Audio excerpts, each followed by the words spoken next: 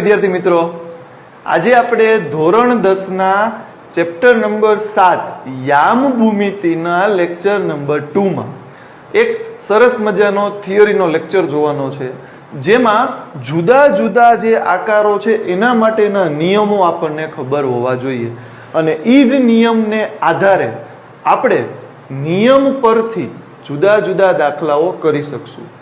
તો બે પ્રકારના આકારો વિશે આપણે ભણવાનું છે, ત્રિકોણ અને ચતુષ્કોણ. બરાબર, ત્રિકોણ અને ચતુષ્કોણ વિશે ભણવાનું છે.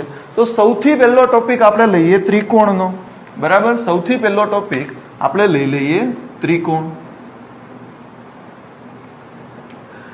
તો કેવા કેવા પ્રકારના ત્રિકોણ વિશે આપણે ભણવાનું છે? તો એમાં છે સૌથી પહેલો ત્રિકોણ સમબાજુ. સમબાજુ ત્રિકોણ એટલે શું? તો કે જે ત્રિકોણની બધી બાજુ સરખી હોય. જો અહીંયા આપણને દેખાય છે, આ ત્રિકોણની બધી બાજુ સરખી છે. બરાબર, માટે એને કહેવાય સમબાજુ ત્રિકોણ, જેની બધી બાજુ સરખી હોય. એટલે કે આપણે લખી શકીએ કે બધી બાજુ કેવી હોય? સમાન હોય. પછી બીજો ત્રિકોણ છે વિષમ બાજુ. આપણને પ્રશ્ન થાય, વિષમ બાજુ ત્રિકોણ એટલે કેવો? જો આ બાજુમાં તમને બતાવ્યું છે, જેની બધી બાજુ અલગ અલગ માપની હોય, જેની બધી બાજુ જુદા જુદા માપની હોય, તો આ ત્રિકોણને કહેવાય વિષમ બાજુ ત્રિકોણ. એટલે કે બાજુઓ સમાન ન હોય. એના માટેનો નિયમ શું છે? બાજુઓ સમાન ન હોય. પછી ત્રીજા પ્રકારનો ત્રિકોણ આપણે જોવાનો છે, કાટકોણ ત્રિકોણ. તો કાટકોણ ત્રિકોણ એટલે શું? તો કે અહીંયા બાજુમાં તમે જુઓ, જે ત્રિકોણમાં 90 નો ખૂણો દેખાય, જે ત્રિકોણમાં 90 નો ખૂણો દેખાય એને કહેવાય કાટકોણ ત્રિકોણ. બરાબર, તો પેલો નિયમ શું છે? તો કે એક ખૂણો કેટલાનો હોય? 90 અંશનો હોય. બીજું, આ કાટકોણ ત્રિકોણની અંદર બીજો કયો નિયમ લાગુ પડે? તો કે આ કાટકોણ ત્રિકોણમાં પાયથાગોરસનો નિયમ લાગુ પડે. એટલે કયો પાયથાગોરસનો નિયમ? તો કે જો આ પાયથાગોરસ નામના વ્યક્તિએ એક સરસ મજાનો નિયમ આપ્યો છે કાટકોણ ત્રિકોણ માટે. પાયથાગોરસે શું નિયમ આપ્યો છે? તો કે કર્ણનો વર્ગ બાકીની બે બાજુના વર્ગના સરવાળા જેટલો હોય. એટલે કે એને જે નિયમ આપ્યો છે કે ભાઈ કર્ણનો વર્ગ બાજુ પેલી અને બાજુ બીજી, બાજુ પેલી અને બાજુ બીજી ના વર્ગના સરવાળા જેટલો હોય, એવો પાયથાગોરસે એક નિયમ આપ્યો છે. તો જો ત્રિકોણ કાટકોણ હોય તો બે વસ્તુ એમાં જોવા મળે, એક ખૂણો 90 નો હોય અને બીજું તો કે એમાં પાયથાગોરસનો નિયમ લાગુ પડે. ત્રણે ત્રણ વસ્તુ સમજાતી જાય છે. સમબાજુ એટલે બધી બાજુ સરખી હોય, વિષમ બાજુ એટલે બધી બાજુ અલગ અલગ હોય, કાટકોણ એટલે 90 નો ખૂણો હોય, પાયથાગોરસનો પ્રમેય લાગુ પડતો હોય. પછી જોવો ચોથો ત્રિકોણ સમદ્વિ બાજુ ત્રિકોણ.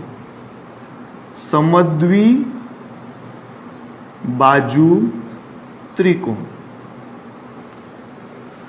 એટલે જો બાજુમાં આકૃતિ, આ આકૃતિમાં આપણને દેખાય છે કે જેની બે બાજુ જ સરખી છે, ત્રણેય નહીં, જેની બે જ બાજુ સરખી છે અને ત્રીજી બાજુ જો નાની છે, તો એને કહેવાય સમદ્વિ બાજુ ત્રિકોણ. એટલે કે માત્ર બે બાજુ સમાન હોય, માત્ર બે જ બાજુ સમાન હોય. અને પાંચમો ત્રિકોણ આપણે જે જોવાનો છે, જે છેલ્લો ત્રિકોણ આપણો છે, એ છે સમદ્વિ બાજુ કાટકોણ ત્રિકોણ. સમદ્વિ બાજુ કાટકોણ એટલે જો બાજુની આકૃતિ, તો કે જેનો પાયો અને વેધ સરખો હોય, પાયો ને વેધ સરખો હોય અને ખૂણો કાટખૂણો હોય. જો પાયો વેધ સરખો, ખૂણો કાટખૂણો અને પછી આપેલો છે કર્ણ, તો બે બાજુ સરખી થઈ પ્લસ કાટખૂણો પણ આવ્યો, તો આવા ત્રિકોણને કહેવાય સમદ્વિબાજુ અને પાછો કાટકોણ ત્રિકોણ. એટલે કે બે બાજુ સમાન હોય અને પાયથાગોરસનો નિયમ એટલે કે કર્ણનો વર્ગ બરાબર બાજુ 1 બાજુ 2, કર્ણનો વર્ગ બે બાજુના વર્ગના સરવાળા જેટલો હોય તો એને કહેવાય સમદ્વિબાજુ કાટકોણ ત્રિકોણ. ઓકે, તો આ 5 પ્રકારના ત્રિકોણ આપણે અહીંયા ચેપ્ટરમાં જોવાના છે. અને હવે લઈ લઈએ આપણે 4 પ્રકારના ચતુષ્કોણ જોવાના છે. ચતુષ્કોણ 4 પ્રકારના ચતુષ્કોણો આપણે જોવાના છે, જેમાં પેલો આપણે જોવાનો છે ચોરસ. તો અહીંયા જુઓ, તમને આકૃતિ દેખાય છે, આને કહેવાય ચોરસ. ચોરસમાં શું નિયમ હોય? ચારેય બાજુ સરખી હોય. ચારેય બાજુ સરખી હોય. બીજો નિયમ તમે જુઓ, એના વિકર્ણ પણ સરખા હોય. ચારેય બાજુ સરખી હોય અને એના વિકર્ણ પણ સરખા હોય. અને હજી ત્રીજો નિયમ એ લાગુ પડે, આ જ ચોરસના જે વિકર્ણ છે ને એ વચ્ચે જ્યાં છેદે છે ને એ કાટખૂણો હોય, એટલે કે વચ્ચે કાટખૂણે એકબીજાને છેદતા હોય. તો ચોરસના નિયમ આપણે લખવા હોય તો લખી શકીએ, 4 બાજુ સમાન હોય, વિકર્ણ સમાન હોય, વિકર્ણ બે સમાન હોય અને બંને વિકર્ણ કાટખૂણે દુભાગે. દુભાગેનો મતલબ બે સરખા ભાગ કરે. ક્યાંથી? બે સરખા ભાગે કરે અને વચ્ચે શું બનાવી દઈએ? કાટખૂણો. એટલે ખાસ સમજો, કાટખૂણો પણ બનાવે અને બે સરખા ભાગ પણ કરે. ઓકે, ચાલો, તો આ થઈ ગઈ ચોરસના નિયમની વાત. પછી બીજો આકાર આપણે ભણવાનો છે લંબચોરસ. તો લંબચોરસ અહીંયા જુઓ, તમને આકૃતિમાં દેખાય છે. આ લંબચોરસમાં તમને શું જોવા મળી રહ્યું છે? તો સરખું નિરીક્ષણ કરો તો તમને એમાં સામસામેની બાજુઓ સરખી જોવા મળે. સામસામેની બાજુ કેવી હોય? સરખી હોય. બીજું તમે જુઓ, બેના વિકર્ણ પણ કેવા દેખાઈ રહ્યા છે? સરખા. એટલે કે સામસામેની બાજુ સરખી હોય અને વિકર્ણ પણ સરખા હોય. પણ તમે જુઓ, વિકર્ણ કોઈ દિવસ કાટખૂણો નથી બનાવતા. જો અલગ અલગ દેખાઈ રહ્યા છે, બરાબર? તમને આપણે આકૃતિમાં જોઈ જ શકીએ છીએ કે વચ્ચેનો ખૂણો કાટખૂણો નથી લાગી રહ્યો, ત્યારે ચોરસમાં લાગતો હતો, બરાબર? તો શું નિયમ લાગુ પડશે? કે સામસામેની બાજુ સામસામેની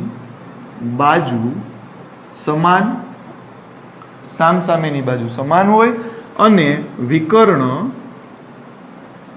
સમાન હોય. પણ જો વિકર્ણ કાટખૂણો નથી બનાવતા, વિકર્ણ ખાલી સમાન હોય અને બંનેના મધ્ય બિંદુ પાછા કેવા હોય? સરખા હોય. એટલે એ આપણે લખી શકીએ કે બંને વિકર્ણના મધ્ય બિંદુ, આ મ બી લખ્યું છે, મધ્ય બિંદુ સમાન હોય. બરાબર? પછી આપણે લેવાનો છે ત્રીજો, સમાંતર બાજુ ચતુષ્કોણ. હવે આપણે જોવાનો છે સમાંતર બાજુ ચતુષ્કોણ. જો અહીંયા આકૃતિમાં તમને સમાંતર બાજુ ચતુષ્કોણ દેખાય છે. આકૃતિનું નિરીક્ષણ કરો, એમાં શું જોવા મળી રહ્યું છે? તો કે તમે જુઓ, સામસામેની જે જોડ છે ને એ સરખી છે. સામસામેની જોડ સરખી છે. બીજું તો કે સામસામેની જોડ સમાંતર છે. સમાંતરનો મતલબ કે પહેલેથી લઈને છેલ્લે સુધીનું અંતર કેવું રહે?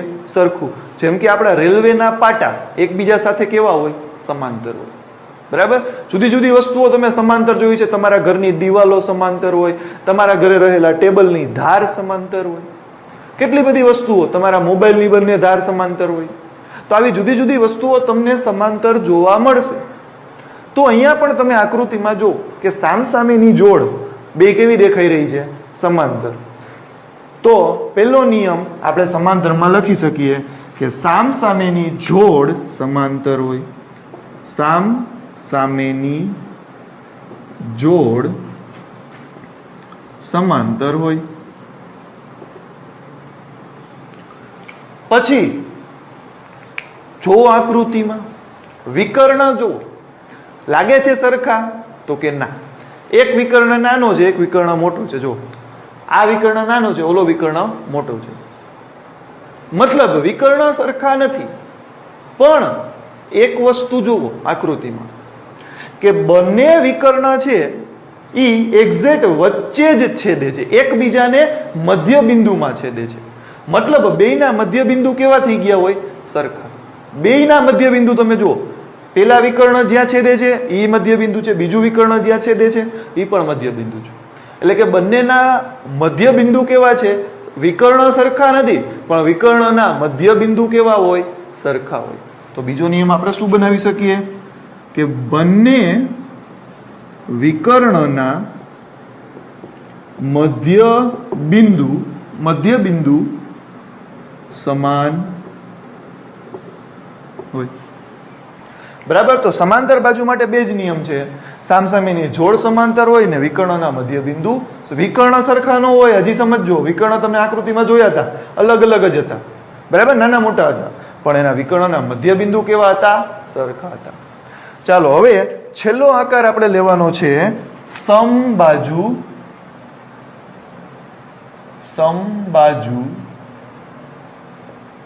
ચતુષ્કોણ.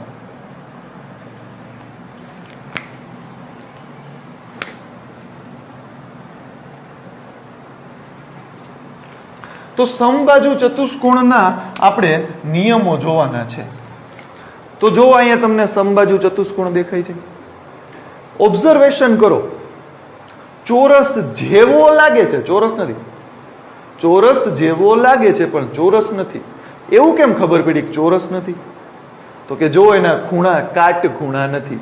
ચોરસના બધા ખૂણા કેવા હોય? કાટખૂણા. લંબચોરસના બધા ખૂણા કેવા હોય? કાટખૂણા હોય. પણ અહીંયા તમે આકાર જુઓ, બાજુઓ ચારે ચાર સરખી દેખાય છે, ચારે ચાર બાજુઓ સરખી દેખાઈ રહી છે, પણ ખૂણા કાટખૂણા નથી.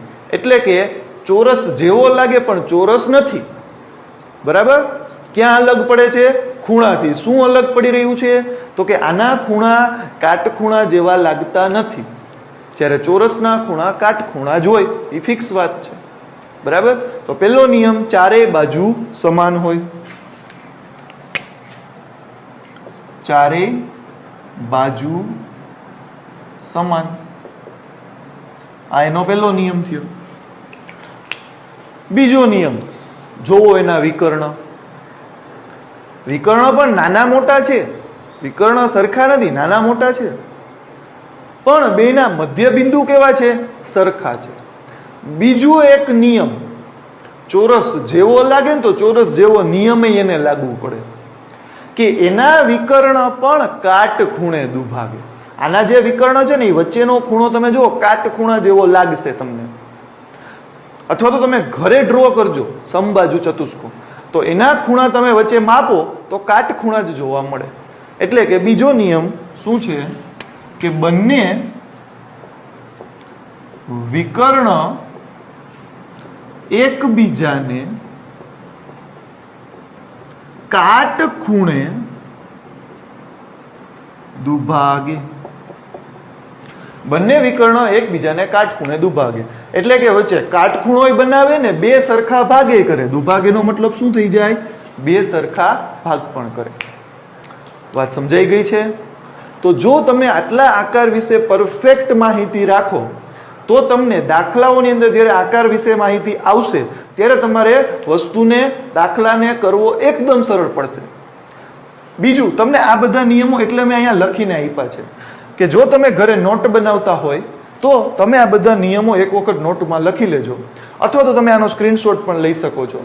અને આ નિયમો તમે જો રોજ યાદ કરો, રોજ એને પ્રેક્ટિસ કરો, સમજવાનો પ્રયત્ન કરો. આકૃતિ સાથે મેં આપેલ લેક્ચર બનાવ્યો છે કે ભાઈ તમે આકૃતિ જોશો ને તોય તમને બધી વસ્તુ સમજાઈ જશે. બરાબર?